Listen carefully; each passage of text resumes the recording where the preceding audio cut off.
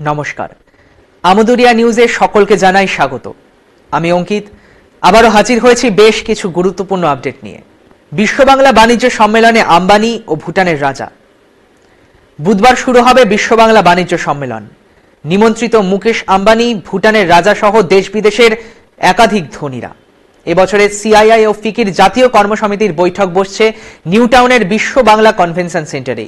অনুষ্ঠানের উদ্বোধনের আগেই মুখ্যমন্ত্রী এই দুই বণিক সভার সম্মেলনে অংশ নেবেন, বাংলায় লোক নিতে নতুন করে আহ্বান জানাবেন।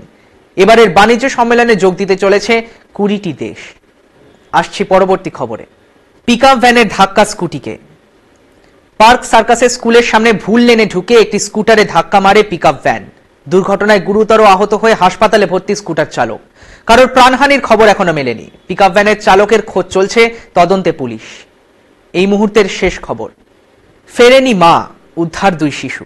সল্টলেকের সিজিও কমপ্লেক্সের সামনে উদ্ধার হয় 2টি শিশু। অভিযোগ, রাতে এক মহিলা এক ব্যক্তিকে বাচ্চা দুটির দিকে নজর রাখতে বলে কোথাও চলে যান, তারপর উনি আর ফেরেননি। মঙ্গলবার সকালে পুলিশকে খবর দেন স্থানীয়রা। শিশু দুটিকে উদ্ধার করেছে পুলিশ। তাদের মায়ের সন্ধান চলছে, তদন্ত করছে police.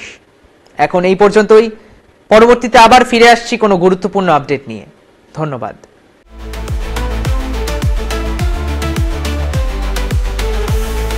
Amudoria News, Voice of the Marginal.